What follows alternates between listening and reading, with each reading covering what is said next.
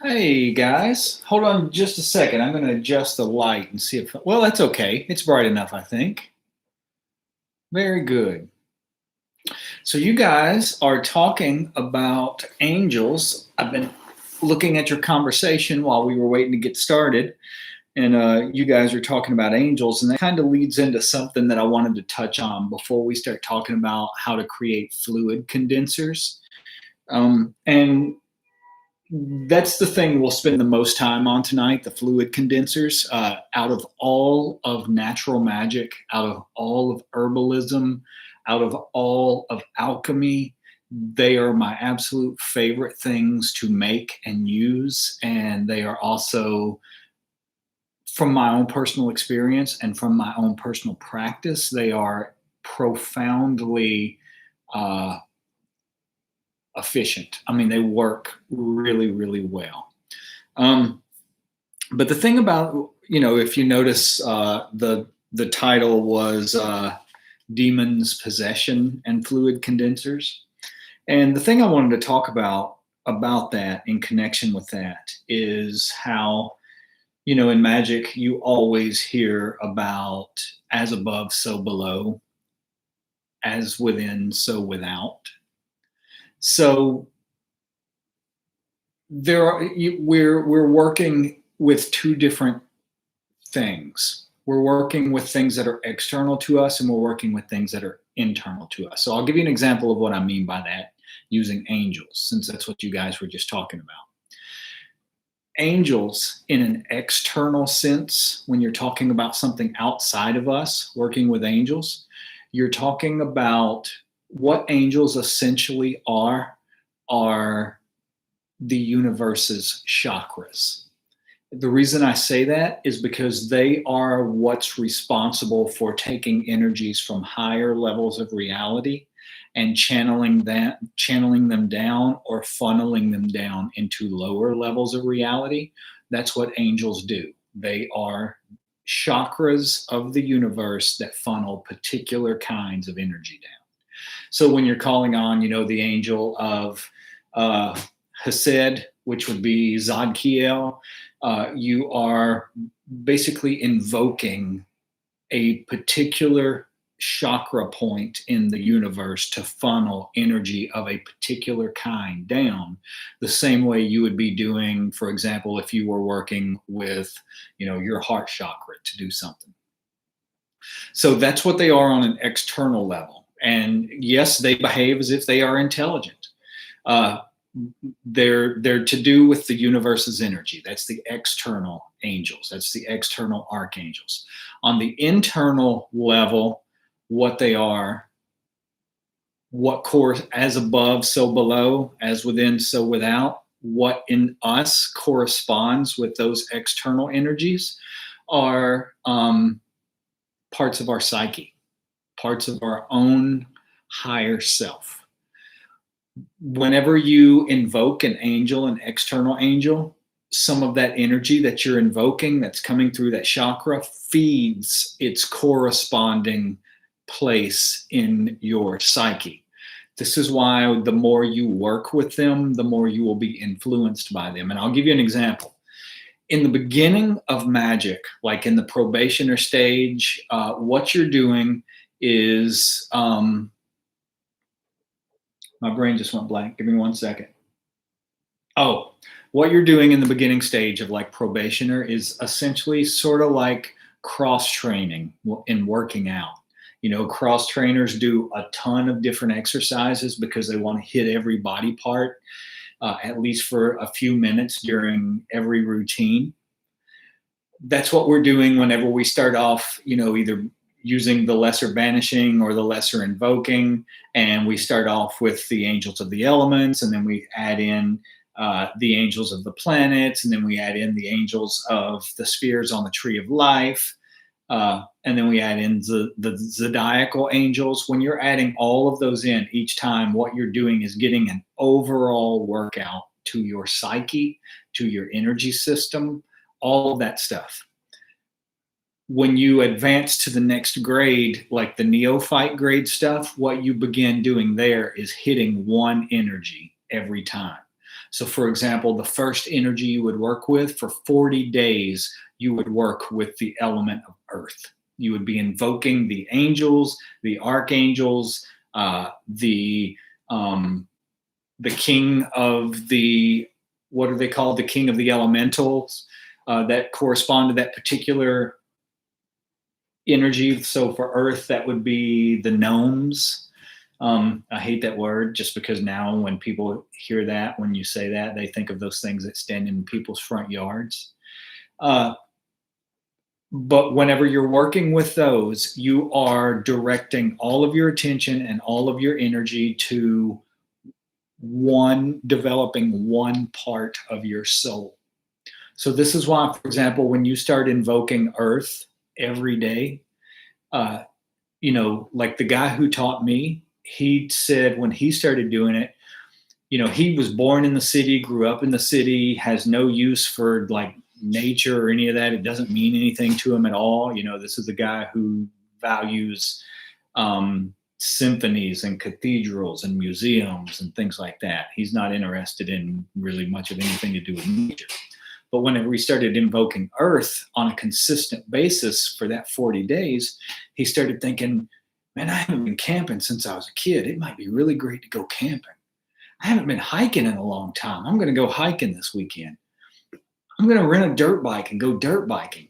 And then he realized, oh, it's because I'm working with earth so much. It's basically affecting the parts of my psyche and my energy system that are attached to the element of earth. The next stage you start working, for example, with air. When you're working with air is going to affect your intellect. You may suddenly find yourself really, really interested in playing chess. You will love playing chess, or you might find yourself studying a subject that has never even occurred to you, that might even be remotely interesting before, and suddenly you can't get enough of it. For example, whenever I started doing some of this work, this was years and years ago, but I found myself plowing through, like suddenly I would get interested in the strategy of warfare. And I would start reading everything from, stuff on Sun Tzu to the Vietnam War, Korean War, the Peloponnesian Wars, but pretty much war throughout the history of humankind, just taking it all in. And then I would get done with that and I would start on psychology, and I would plow through the entire works of Freud. And then I started on Jung. And then from there, I would decide I'm going to read all of the classics just so that I have the frame of reference that people are talking about. So I went through Camus, Dickens, Tolstoy, Dostoevsky. I would just plow through all of these books, one after the other after the other. And I didn't even realize at the time that a lot of this stuff that I was doing was connected to the practices that I was doing. So when you're working with angels, on the external level, you're working with the universe's chakras. On the internal level, you are working with parts of your own psyche and parts of your own energy system. Demons, on the other hand, they are sort of the same thing. Think of them as sort of like chakras, but more like what are they called? My brain is going blank really bad tonight. Egregores. So think of them as, on an internal level, what demons are parts of our ego.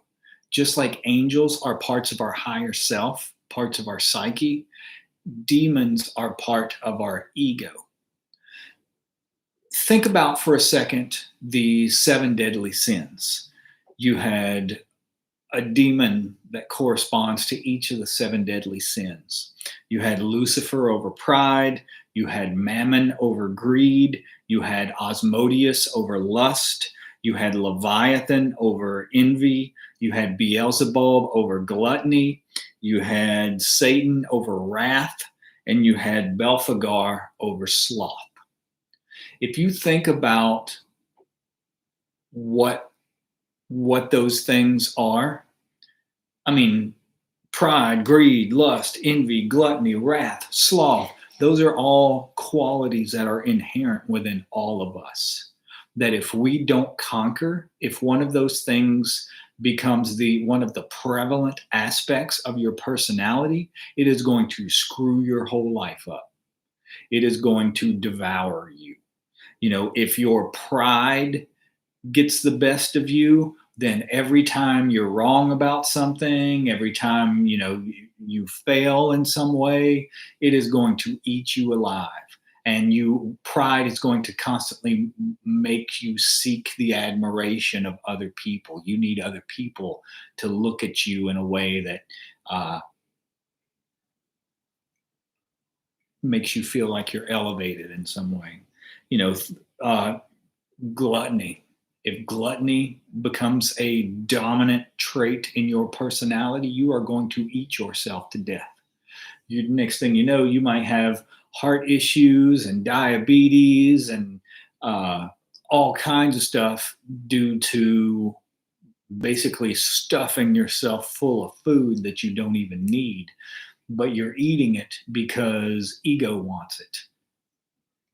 So when you're talking about possession, a lot of times what you're talking about is one of those aspects of ego pretty much dominating that person's whole life.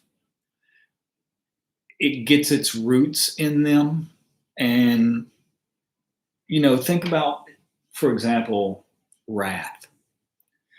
Everybody at some point or another has known someone who is absolutely miserable because they are just angry all the time. It's like these people walk around just looking for something to nitpick and start a fight about. Everybody knows someone like that. Wayne Dyer. I saw somebody on here talking about him the other day. I can't remember who it was or what you guys were talking about, but Wayne Dyer, he said at one point, the easiest way to short circuit all of that kind of stuff is just say, you're right about that. Whatever it is they want to start an argument with you about or whatever, just say, you're right about that, and let it go. There's nothing they can do to get their hooks in there. But the thing about this demonic activity, if you want to call it that, this egoic activity, your ego is very, very much like a parasite. It is very parasitic. It feeds on you. It feeds on your life. It feeds on your energy. It will start to do things to make you constantly feel more of whatever it's the demon of, whether it's pride, whether it's greed, whether it's lust, whether it's envy, whether it's gluttony, whether it's wrath, whether it's sloth, laziness.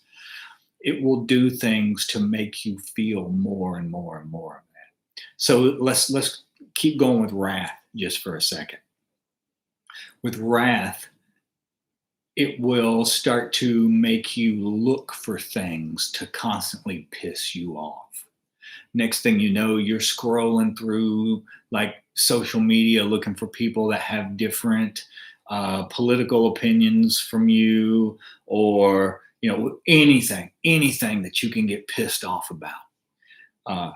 That's what it wants. It wants you to be angry. It wants you to be miserably angry because that's the energy that it feeds on. That's what it eats. The thing is, there will come times when it will grow so powerful that even making you experience that, making you feel that, will not be enough to sate its hunger. What it does then is causes you to reach out and start trying to make other people feel that. So if it's wrath, for example, and it's not getting enough, it's not feeding on you enough anymore, it will reach out, it will make you start trying to pick fights with other people. It wants them to feel wrath. It wants them to feel rage. It wants them to feel anger, because then not only is it feeding on yours, it's feeding on theirs as well. Same way with lust. And here's the thing, people don't think about stuff like this a lot, but there are people who understand this stuff and who use it to control the masses, who use it to manipulate society, individuals that want to direct the flow of human energy. And I'll give you a very, very blatant example with lust. There's a reason that pornography is free. Think about it. They don't give you anything in this world. Nobody really gives you anything for free. If somebody is giving you something for free, it means you are the product. If they are giving you something, it means they are getting something from you in some way. The reason that they provide it for free is because it will addict you to it. And it addicts you to it because of however you want to look at that demonic energy that wants you to feed on that, or whether it's part of your ego that gets addicted to it and wants to, however you're comfortable describing it, ends up, finish line is the same place. Whether you want to call it ego, whether you want to call it a demon, whatever it is, it takes you to the same place, which is ultimately ruin. All of these things, their point and purpose is to feed on you in some way or another. Ego is very, very much a parasite. And we're going to go into some more of this stuff a little later because this is a huge part of magic. A huge part of magic is understanding what's going on. There comes a point when you're supposed to write a thesis where you explain your understanding of the universe. And that means in both an internal and an external way. So a huge part of magic is understanding what's going on in you and what's going on out there.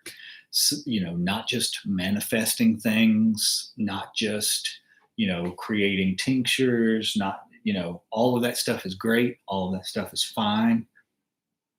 But ultimately what we are looking for is knowledge and wisdom about ourselves. Okay, so that was just something I was thinking about today. But what the main topic that I want to cover tonight is fluid condensers.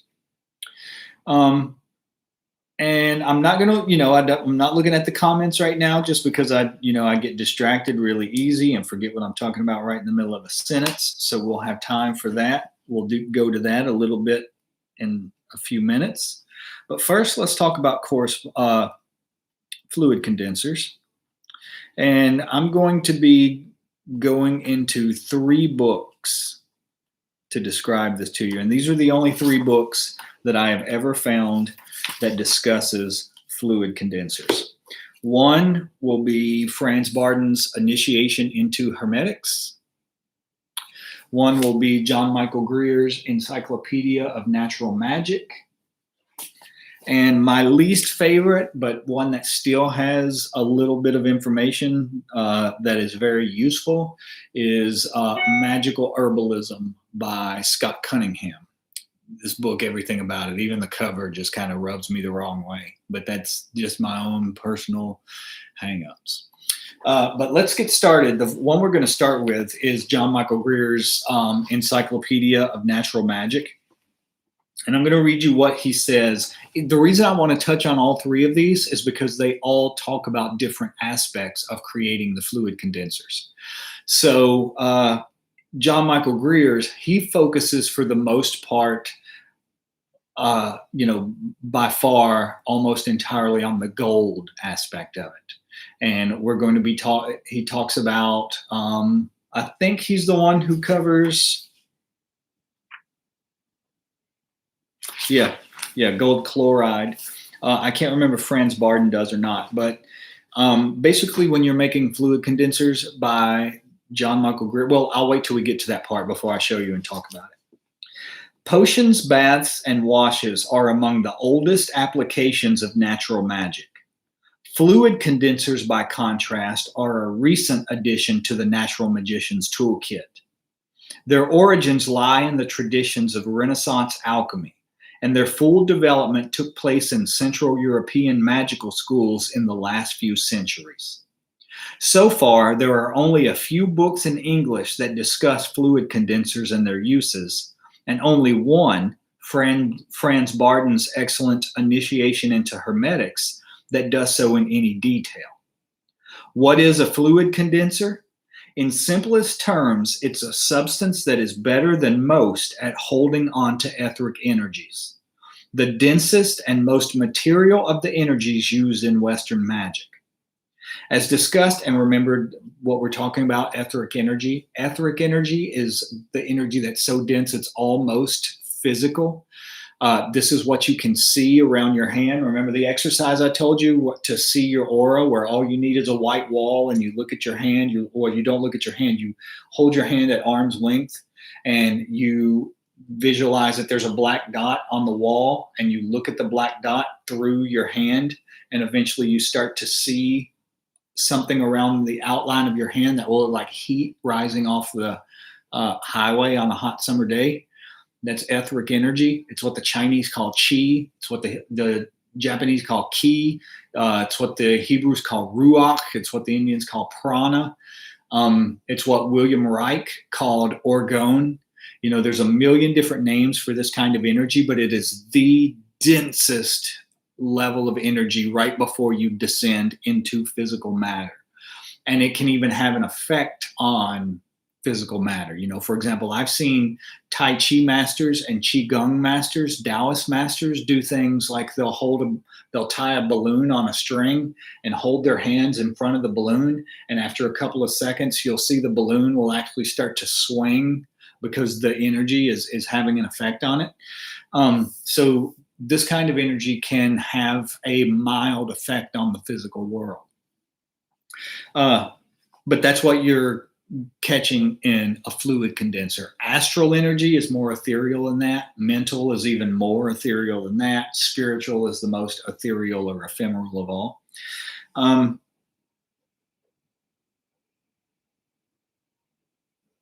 Let's see. As discussed in the first section of this book, etheric energy is deeply linked to life and breath, and forms the link between the two levels of human experience that we in the modern West label mind and matter. The reason it's so tightly bound to breath is because that's how you get it in your body. You take in etheric energy every single time you inhale. Not only do you inhale oxygen from the world around you, but you also inhale chi. You also take in this energy. So anything that prevents you from breathing properly is going to have a detrimental effect on your etheric body. If there's low oxygen in the air, whatever it is that's preventing you from breathing properly is going to have a detrimental effect on your etheric body, which will then be mirrored in your physical body,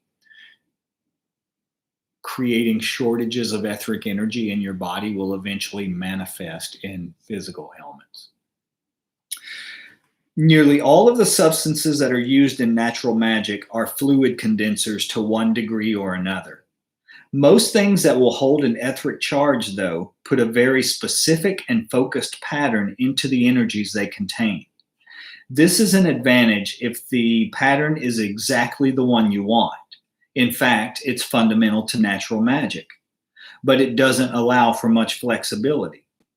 In ritual work, particularly, the ability to place different charges in the same kind of substance is a necessity for many branches of magical practices, including the making and consecration of talismans and magical working tools.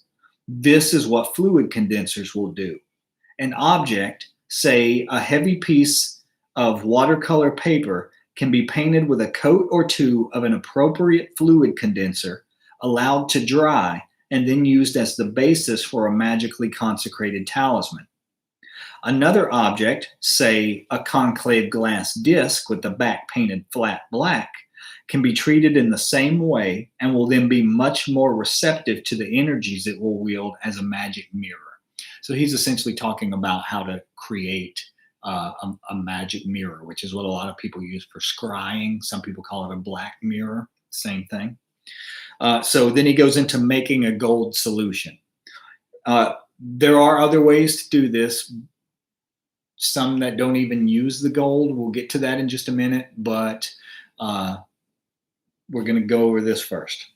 The essential material for fluid condensers is a small amount of dissolved gold. There are several ways to go about getting this.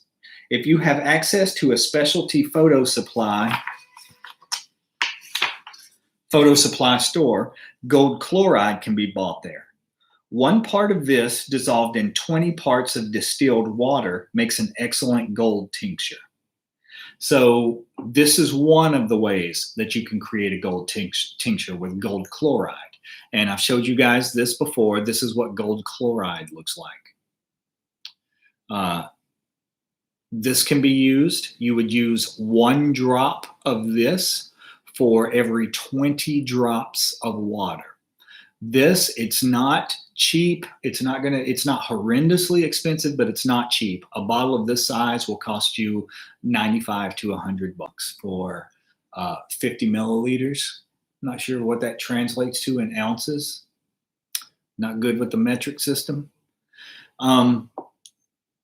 So about $100, give or take, for gold like this. There's other substances you can get it from that you can buy in health food stores. I've never used them. I don't know how much they cost. I don't know anything about them whatsoever. But he says, for those with access to alternative healthcare supplies, several homeopathic medicines containing gold. One's called aurum chloritum. One's called aurum metallicum. And you spell this AURUM. CHLORATUM. That's the first one. The second one is aurum metallicum. AURUM METALLICUM. Or aurum, and I'm not sure how to pronounce this one. Muria. I'll just spell it for you. MURIATICUM.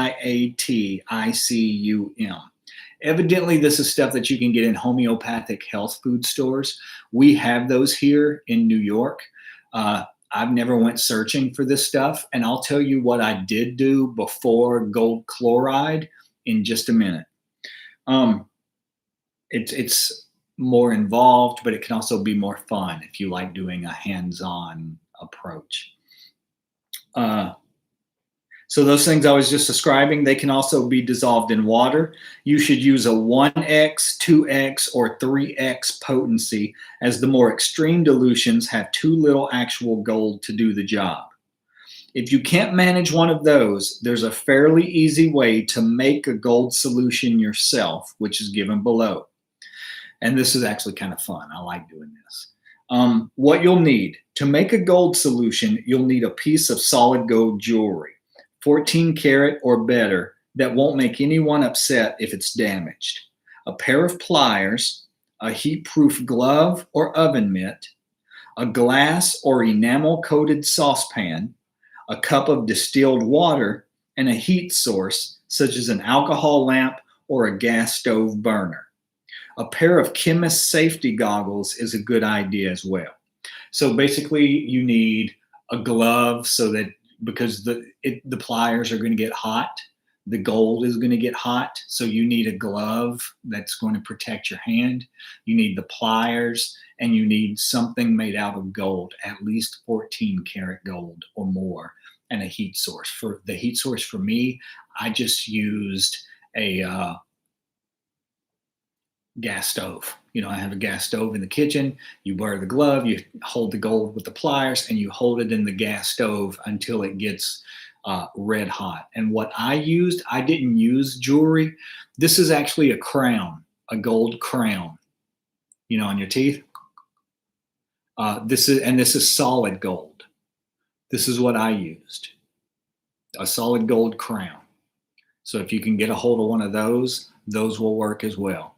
You just get it red hot and drop it in. It doesn't matter, it doesn't have to be a big piece. It doesn't have to be a specific weight, any of that, as long as it's at least 14 karat gold, because you're going to do this repeatedly. How it's done. Holding the piece of gold by the pliers and the pliers by the heat-proof glove, heat the gold as hot as possible. Then drop it into the water. The water will spit and hiss as it cools down the hot gold. If you don't have the safety goggles, turn your face away and protect your eyes. Let the gold cool. Once it and the water are both at room temperature, fish the gold out of the water with the pliers and repeat the process. The gold should be doused in the water at least 7 times to get a good solution. Once it cools, the solution should be strained through filter paper or fine linen, bottled, and kept in a cool place. If you intend to use the gold again to make more gold solution, you should polish it thoroughly first. And, we were talking about this the other day. When I'm doing filtering, I use one of 2 things. I always use either coffee filters, which I don't have around me right now, or I use what they call cheesecloth. This is cheesecloth. It's just, I don't know why they call it cheesecloth, but it's just a very, very thin fabric. You can actually see through it. But that's what I use for filtering.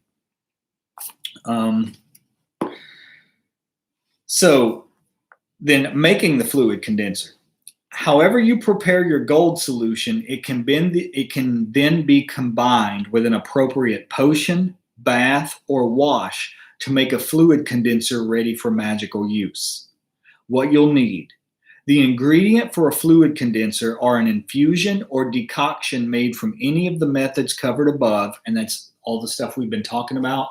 Whether you're doing it with one of the tinctures, we've been talking on here about everything from, now I can't find anything. Here we go. St. John's wort, for example. This is St. John's wort in here in vodka. This is what you would use to add, and you would add the gold to. Or let me see here. What else do I have? This is what, in just a couple of minutes, you can see that what you do to make, there's a faster way to make a tincture. It's not as powerful. It's not as good. When you make a tincture, you're doing this for 40 days. So this is not as good because you do it really quickly. But basically let me see if he describes it in here. If he talks about it. He doesn't. Essentially, you make a tea. You put the herbs in a pot. And remember, we also talked about how your pot should be either glass, like Pyrex, or I use, what's it called? Ceramic coated pot. You don't want to use metal. You don't want your stuff coming in contact with metal if you can possibly help it. It can interfere with the charge, make it not as good. But you put the herbs in the pot and you start boiling them for about half an hour until you make a tea out of it. Then you strain the herbs out and you start boiling it again. You boil it for another 20 minutes until you've about halved the amount of liquid that's in it. Keep the top on it because it's going to become thicker and thicker as you do it. Once it's done, you'll take however much liquid you have in your tea. This is roses. So say, for example, you have 2 ounces of liquid that you've created. You'll then add 2 ounces of vodka to it in order to preserve it. Make sure that it doesn't grow mold or bacteria or anything else. That's what this is. Then you would put your gold solution in this. 1 drop of gold for every 20 drops in here. I'm not going to lie. I don't always measure it out. I eyeball it for the most part. I look at it, see about how much is there, and figure, okay, 1/20th of this, what's it going to look like? And I'll pour that in, give or take. So then he gives an example. Oh, let's see. Let me go ahead and read this part too first. The ingredients for a fluid condenser blah, blah, blah. We read that. If you intend to keep the fluid condenser stored for more than a day or two, you'll also need an amount of strong alcohol. Pure distilled spirits are best, but strong vodka or brandy will do nearly as well, equal to the amount of liquid as a preservative to keep mold at bay. Simply add the gold solution to the liquid, stir or shake well, and use. If you need to add alcohol, add it at the same time. Now he's going to give a couple examples here of how to use your fluid condensers. This is a really good one you're not going to see anywhere else. This is a fluid condenser, made a fluid condenser eye bath to increase your clairvoyant abilities, to increase your psychic abilities. And what we mean by psychic abilities in magic is not that cheesy stuff they're talking about in TV shows that you've probably seen, where somebody touches a knife and all of a sudden, they're having flashes of a murder that happened somewhere or something. When we're talking about psychic perception and magic, we're talking about your ability to perceive and work with currents of energy. So just before the night of the full moon, take a small amount of fluid condenser using an infusion of eyebright in distilled water. Do not add alcohol to this particular condenser, since you will be putting it directly in your eyes. For the same reason, it's a good idea to filter the infusion carefully before adding the gold solution.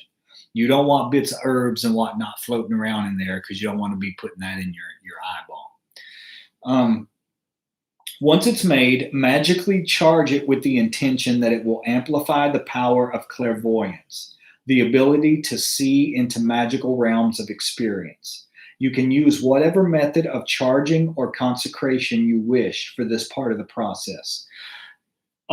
What we would do, since we are practicing ceremonial magic, we would do the invoking of the lunar hexagram. The hexagram associated with Yesod, associated with the moon. We would do the invoking of that. That's what we would use to charge for this particular one that you would put in your eyes. Because the moon is what's associated with clairvoyance, psychic perception, all of that. Once the condenser is made and charged, put 3 drops into each eye on the night of the full moon, preferably at moonrise. If at all possible, let the rising moon be the first thing you look at after the drops go in. If the moon is hidden by clouds, look toward the part of the sky where it would otherwise be visible. Do this 9 times on 9 successive full moons to attain strong clairvoyant abilities.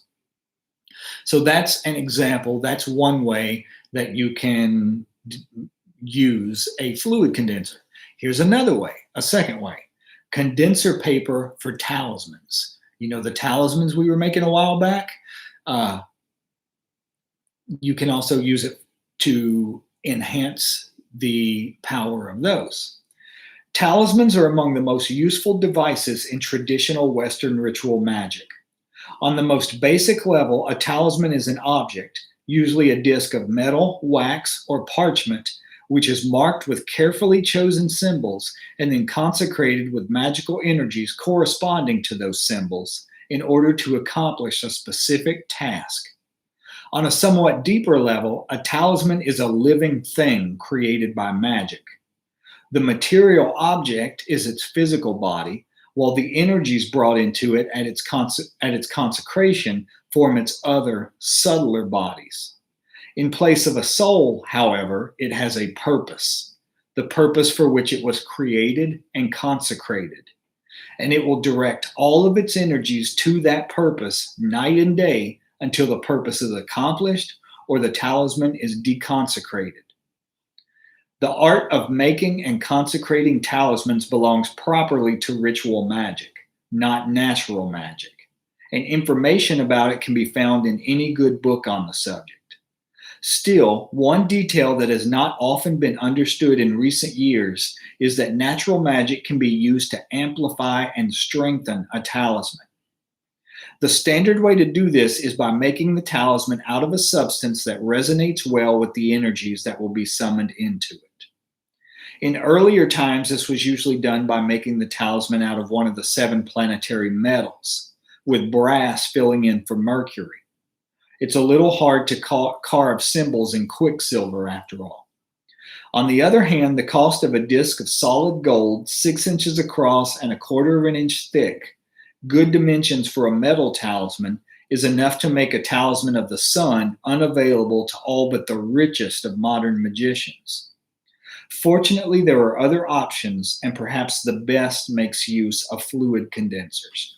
So if you can't afford a solid disc of gold to make a talisman out of, you can make it just as much, you can make it just as powerful using gold in your fluid condensers. And here's how you do. He says, what you'll need: prepare a fluid condenser from gold tincture and a potion corresponding to the planet, element, or sign of the zodiac you wish to use as the energy basis for the talisman.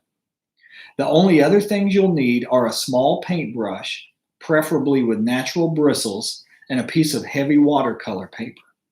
Both of these can be bought at any art supply store. Cut out a piece of the watercolor paper in the shape of the finished talisman. In most branches of the tradition, a disc about 3 or 4 inches across is standard, and that's about pretty much what we, like the talismans you see me make all the time. Other people are making them now. They're round. They have script around the outside of it. There's a sigil in the middle of it. That's all you have to do. You cut your paper out, and then now paint the paper with the fluid condenser just as though you were painting it with watercolor paint. Let the paper dry thoroughly, then repeat the process twice more. If the talisman is to be charged with the energies of the sun, Venus, or Mars, or any of the zodiacal signs these rule, it should be left out to dry each time in direct sunlight, if at all possible. If you intend to invoke the moon, Jupiter, or Saturn, or any of their signs, it should be dried each time in moonlight, if this can be arranged. Elemental talismans may be dried in places corresponding to the element in question. Those of air, beneath the open sky. Those of fire, in direct sunlight or near a fire. Those of water, in a cool place with a glass or bowl of water nearby. Those of earth, in a basement or other dry place underground. Once the paper has dried the 3rd time, keep it wrapped in silk or linen to prevent it from picking up unwanted energies. As soon as possible, draw or paint the symbols on the paper and consecrate the talisman. So, we're always talking about wrapping things in cloth to keep outside energies from prevent it from seeping into them. You would usually want it to be either white cloth or black cloth, because those are going to prevent energy from penetrating better. This is also why, like, priests, nuns, monks, all of these people traditionally wear black clothing, is because they are shielding themselves from the energy of the world, from outside energy. It prevents that from saturating them, and it also holds your energy in. So that's fluid condensers from the Encyclopedia of Natural Magic. Now, like I said, I am not a big fan of Scott Cunningham, just because it's so kind of woo-woo and flaky, and there's not a lot of power in what he does. He gives very good ways you can do things, but like the methods he gives for charging things, it's going to be such a weak charge. It's going to be very ineffective. He says basically, like, for example, if you're making a love talisman, hold it in your hands and just think and say the words love, love, love, love, love, love, love over and over. Is that going to put anything in it? Yeah, a little bit, but it's, not even going to be 1/1,000,000th as effective as doing, invoking the hexagram of Venus, or even doing the middle pillar and putting all the energy into it.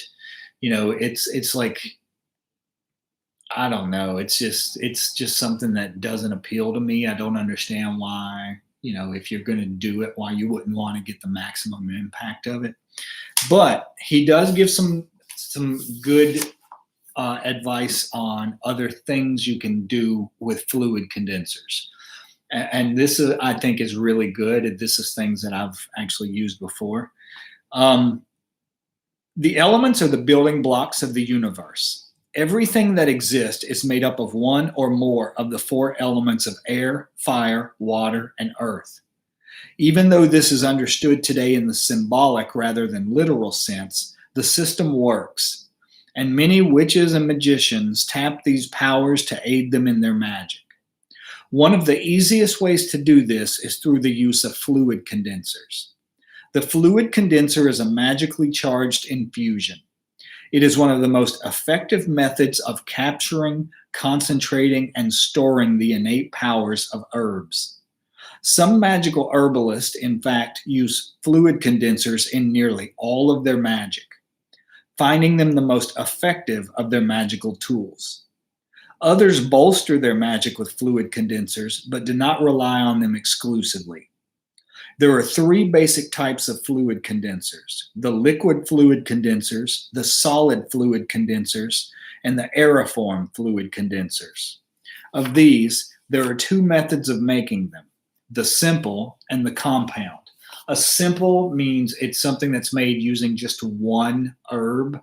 A compound means it's made using at least two or more herbs. What he's talking about a solid fluid. Keep in mind, fluid, anytime you hear people saying that word, that term, it's astral fluid. They are talking about astral light. They're talking about etheric energy. It's just the energy of the other realms of existence. They're calling it fluid because it moves more like water and it behaves more like water than it does a physical object, because you create shapes and patterns in it and change the way it flows, and that's basically the way you're doing magic. It behaves like fluid or like a watery substance, but a solid fluid condenser. So the herbs, these potions that we're making, you're condensing the fluid into those. A solid one, for example, would be, this is ground copper. It's like a bunch of pennies that have been ground to powder. This is heavy. This thing weighs probably, I don't even know, a good pound. But this is a solid fluid condenser. This would be, this is amazingly effective for holding the energy of Venus, because copper corresponds to Venus. But copper is also very conductive to energy, period, which is why they use it to make wires, because copper conducts electricity. Well, just like it conducts electricity so well, it also conducts etheric energy well. So this is a solid fluid condenser. How far are we on? Okay, we're not up to an hour yet. Good.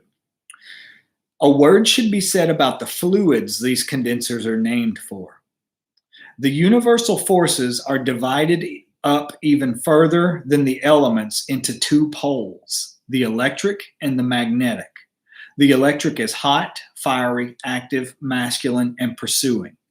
The magnetic is cool, watery, passive, feminine, and attracting. This system is akin to that of the Eastern yin-yang, the concept of total polarity. Those materials that have been found to accumulate and retain these fluids are known as fluid condensers, since they condense and concentrate the forces. Metals, oils, resins, tinctures, extracts, blood, and so on are all fluid condensers. This is, I'm not even going to talk about that right now. The liquid fluid condensers what is he saying? The liquid fluid condensers are those in a liquid form. And these are the ones herbalists most often use in their work. The well-stocked magical pantry includes 4 fluid condensers, one for each of the 4 elements, as well as a compound mixture for high power rituals. Following is a list of the various types of rituals and spells. I hate the word spells, but he uses it all the time, and their elemental rulers. For example, if you wish to use a fluid condenser to banish an illness, the fire fluid condenser would be the correct choice. So he talks about different things you can use the different fluid condensers for.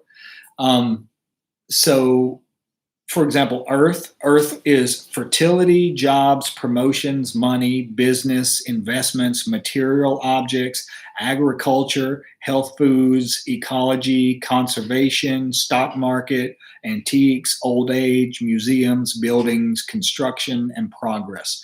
All of that, if you were going to do magic connected to one of those things or involving one of those things, then earth is the one you would want to use. If you're doing one for air, air would cover schooling, memory, intellectualism, teaching, tests, divination, communications, travel, writing, organizing and organizations, groups of all kinds, theorizing, and drug addiction. All of those things are covered by air. Fire, success, sex, banishing illness, the military, conflicts, protection, courts, law, police and sheriff's agencies, contests, competitions, private detectives, dowsing, treasure hunting, gambling, athletics, strength, good health, war, terrorism. All of those things fall under the category of fire. Water, love, friendships, partnerships, unions of every kind, affection, contract negotiations, beauty, rest, recuperation, meditation, spirituality, healing wounds, restoring cell growth, childbirth and children, the home, receptivity, family, swimming and scuba diving, fishing, ancestors, medicine, hospitals, compassion, doctor and nursing professions, and anything to do with clairvoyance or psychic perception. All of that falls under the category of water. And then he also gives a bunch of different herbs that fall under the categories of each, and I'll just give you one or two. So for earth, you could use jasmine, mandrake, patchouli. That's probably my favorite. Cedar, cypress, high John the Conqueror. For air, you could use anise. You could use eucalyptus, eyebright, lavender, lemon verbena, marjoram, nutmeg, mugwort, peppermint, spearmint. For and I'll give you an example, one made for air with spearmint. The man that I learned a lot of this from, one year for my birthday, he made me a spagyric out of spearmint that he had charged with air. And if you put a few drops of it under your tongue, within a few minutes, you would have the same level of clarity and focus that you would have if you had just sat meditation for half an hour. That's the way it affects you mentally, anything to do with air. For fire, you could use angelica, bay, basil, betony, carnation, cinnamon, clove, garlic, holly, oak, saffron, St. John's wort, vanilla, vervain. All of those things correspond to fire. Water could be apple, catnip, cucumber, hops, ivy, myrrh, periwinkle, poppy, rose, violet, or yarrow. He gives the basic fluid condenser process, and I realize we're coming up on an hour, but bear with me because I would like to make it through this if we can. I won't go into Fran's Barden tonight just because his is a little bit lengthy, but I'll finish this one up tonight, and then whenever we start again, we'll go into Fran's Barden and what he says about it, and that will end our series on natural magic, just covering it straight through the way we have been. We may come back and touch on it in the future, depending on what we do. But I want to get through this pretty quickly so that we can go on into other topics in case you're getting a little bored with this. So his basic fluid condenser process, follow this procedure to make any of the elemental fluid condensers. Take 2 handfuls of fresh or dried herb, use only one herb or a combination, and put it into your pot. Pour pure cold water over it so that the herb is covered. Cover the pot and boil the herb over flame for about 20 minutes. It's okay to look at a clock.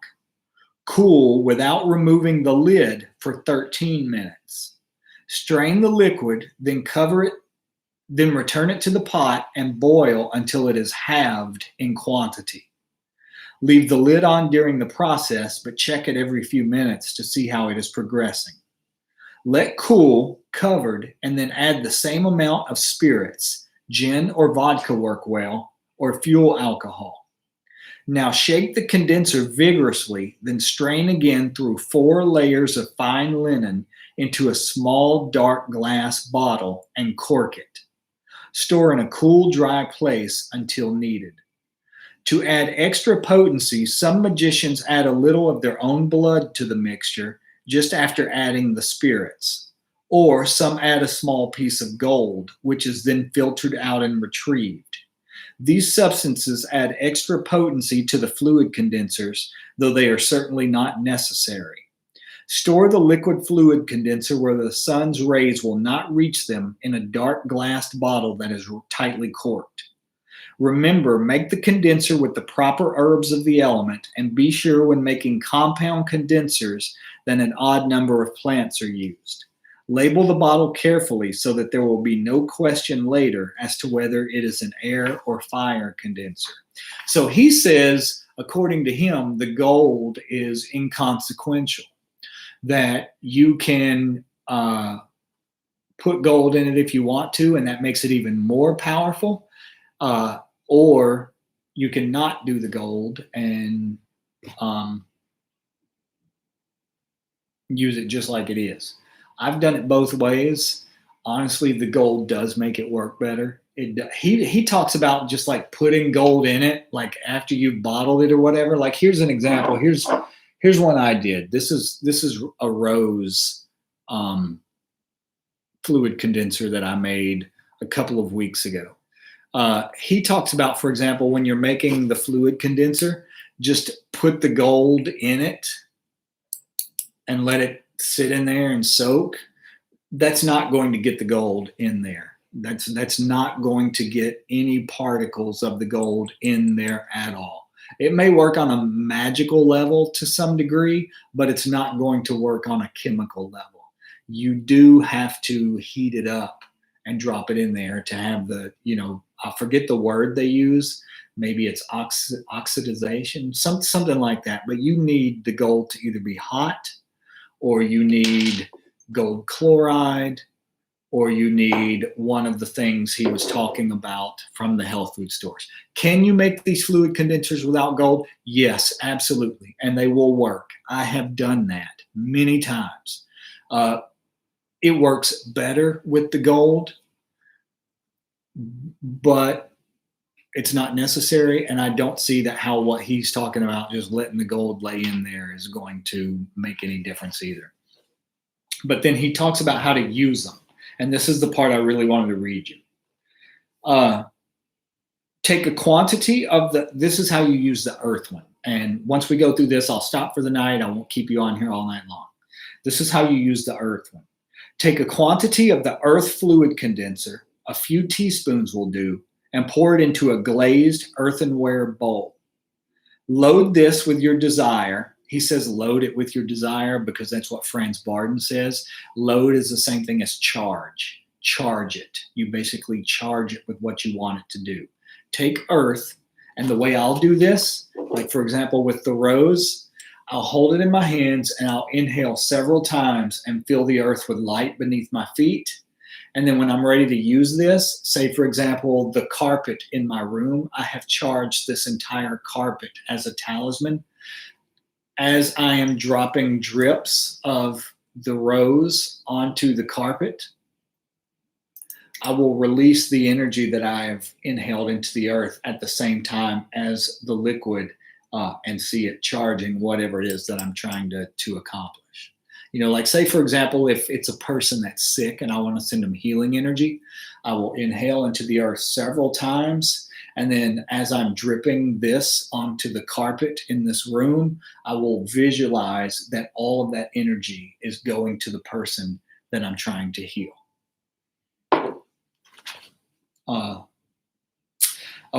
Load this with your desire, then throw it onto the earth, preferably outside of the city.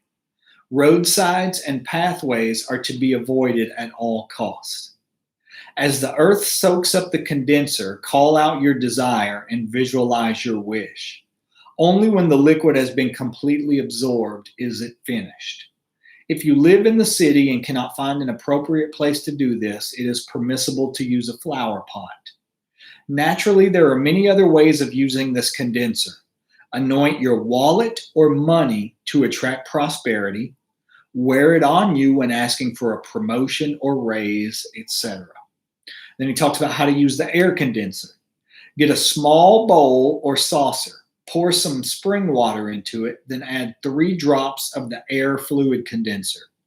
Now, holding the bowl in both hands, close your eyes and concentrate very hard upon your desire. See your intent as if it has already been made manifest. Load the fluid condenser with your desire.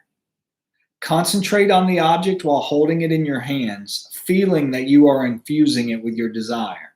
Visualizing magnetic force from your body entering into and charging it with power until it seems as if it can hold no more. Place the bowl or saucer onto a flame, gas, or spirit, or hang over a fire and let the liquid evaporate. As it rises into the air, wave your magic knife or wand through the steam, calling upon the powers of the element of air to help you in making your intent a reality. When the liquid is completely evaporated, the spell is finished. Again, I hate the word spell. But a way to do this that's even more powerfully, and we're almost done here, just give me a couple more minutes, I swear. Much more powerful way to do this than what he's talking about. Do the middle pillar and push all the energy into the bowl. Like take a bowl, put some water in it, drip some fluid condenser in it, do the middle pillar, push all the energy that you've accumulated into the bowl and let that evaporate in the room. That's going to be far more powerful than any of the charging techniques he gives. Same way, put it in the bowl of water, put it in the middle of your room, do the supreme invoking ritual of air, just the air pentagram in all 4 corners. Invoke the angels associated with air, circumambulate to make a vortex of energy, and collapse it all into the bowl of water, and then let it evaporate. Those are going to be much more powerful than any way he gives. Naturally, there are other ways to use this condenser. Students may wish to anoint the forehead with the air fluid condenser to aid in their studies. If a person has come to you for help in overcoming drug addiction or any other kind of bad habit, use the condenser to anoint the person or give him a small vial of the liquid and give him instructions to anoint the soles of his or her feet, hands, back of the neck, and forehead. The list of appropriate rituals to be performed with the air fluid condenser should give ample ideas. Here's how you use the fire one, or a couple of ways to use the fire one. It's by no means all the ways of using the fire one. Using the fire condenser, cut a piece of white, clean paper, 4 inches square, with your magic knife. Write upon it your intent in red ink. The red ink corresponds to the fire element. Moisten the paper with a few drops of the fire fluid condenser and allow this to dry. When it is dry, load the paper or charge it with your intent, then burn the paper. The best results will be obtained if the paper can be instantly and completely consumed in the heat of a large fire or furnace. If not, however, the flame of a candle will do. During the combustion, concentrate upon your intent. When the paper is totally consumed, the forces will be set in motion. This condenser must never be allowed to touch the skin. If you are using it to heal illness, anoint healing sachets or banishing candles, but never the patient's bare skin. This is an excellent aid for all types of banishing rituals: spirits, garden and house pests, sicknesses, unhealthy, harmful habits, etc. And then using the water condenser. Take a new glass jar and go to a place that has running water, such as a river, stream, or spring. It's best if the river flows from east to west. Without being watched, fill the container with water and then take it to a secluded area nearby where you will not be seen. For even more effective results, use water that has been gathered from 3 different sources. Pour the few drops of the water fluid condenser into the water and let it mix well together. Next, perform the intent infusing, loading with your desire. When this is done, throw the water, not the jar, into the river and call upon the forces of water of the water of the earth to aid you in the spell, visualizing the thing desired as having happened. The water condenser is marvelous for anointing love sachets, marriage charms, and for adding to beauty and love baths. I used to get water from the Met, the Metropolitan Museum of Art, and they used to have like the ancient Greek and the ancient Roman section, and right in between them was a fountain where hundreds or thousands of people a day would stand making wishes and throwing coins into it. I used to get it out of there and use that to do water rituals. And then the last one, the compound fluid condenser. This is where you use herbs for earth, air, fire, and water, all of it in one. Sometimes known as the universal fluid condenser, this mixture is highly appropriate for all types of rituals and is used to give an added boost of power. It is an excellent general anointing liquid for charms and amulets, magical tools, and sachets, and is used too in purificatory baths and washes. Candles, magical images, jewelry, and precious stones are all aided and powered by the regular application of this liquid. Use your imagination in finding new uses. It's made with angelica leaves, sage leaves, cucumber skin, chamomile flowers, oak leaves or bark, violet flowers, peppermint leaves, tobacco leaves, and melon seeds. Take equal parts of each of these, about 2 handfuls, and put into your pot. Cover them with spring water and boil slowly for half an hour. Cool, strain, and boil until the mixture becomes thick. Now, as with the elemental condensers, add the same amount of spirits. Talking about like vodka, brandy, whatever. Vinegar will not be enough to keep this from, if you just put vinegar in it, it's not going to be enough to preserve this. If you're going to use vinegar, you want to boil the herbs in the vinegar instead of in water. That will keep it from molding. The vinegar won't molding. And you don't boil it, like bring it to a roiling boil. You just keep it at a really low simmer. Take equal parts of these, put them in the pot, cool, strain. He says, add a few drops of blood or a piece of gold if you wish to. Shake the mixture well, strain again if you have added the gold, then pour into a dark glass bottle.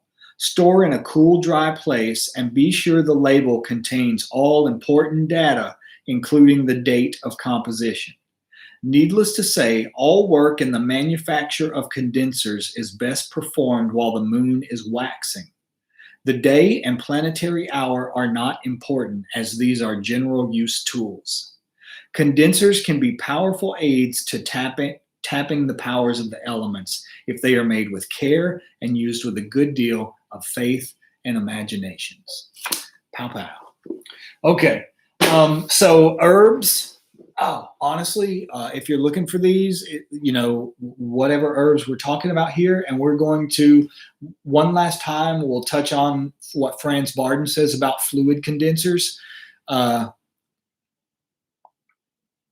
the last bit of it we'll cover. And if you guys are into it, I'll read just a few examples, a very few samples of some of the herbs that I suggest that you always have on hand. You know, like one that I always have. I'm looking around to see what I got right now. Always roses. I always use roses. Uh, Always St. John's wort. I even make them out of